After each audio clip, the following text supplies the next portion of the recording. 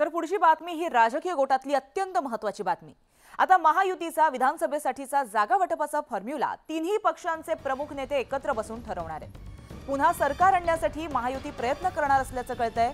अधिक जागा कशा निवडून येतील यावरती आता बैठकीमध्ये चर्चा झाल्याची माहिती आहे। कालच्या बैठकीमध्ये विदर्भ, पश्चिम महाराष्ट्र, मराठवाड्याचा आढावा घेण्यात आलाय, तर आजच्या बैठकीमध्ये हा कोकण, मुंबई आणि उत्तर महाराष्ट्राचा आढावा घेतला जाणार आहे।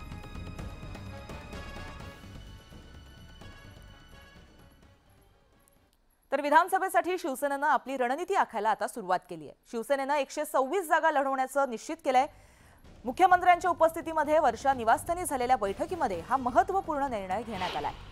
शिवसेना 126 मतदारसंघांवरती आपलं लक्ष केंद्रित करणार आहे। शिवसेनेनं विधानसभेसाठी हा मेगा प्लॅन तयार केलाय। विधानसभेच्या निवडणुकीमध्ये 126 जागा लढवण्याची तयारी करत त्यासाठी 126 विधानसभा निरीक्षक आणि त्याचबरोबर प्रभारी सुद्धा नेमले गेलेत। हे निरीक्षक आणि प्रभारी फक्त त्याच मतदारसंघासाठी काम करणार असून एकच ठिकाणी लक्ष केंद्रित करणार आहेत।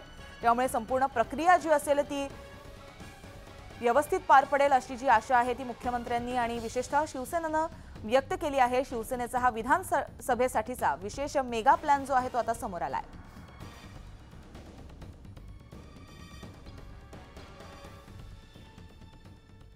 तर आता विधानसभा निवडणुकांच्या पार्श्वभूमीवरती शिवसेना उद्धव बाळासाहेब ठाकरे पक्षाला मोठा दिलासा मिळालाय।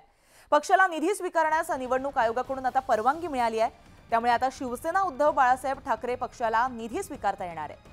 शरद पवार यांच्या मागणीप्रमाणे उद्धव ठाकरे यांनी सुद्धा केंद्रीय निवडणूक आयोगाकडे या प्रकारे मागणी केली होती आणि आता निवडणूक आयोगाने उद्धव ठाकरेंना हा दिलासा दिलाय। पक्ष निधी स्वीकारण्यासाठी आता परवानगी देण्यात आली आहे।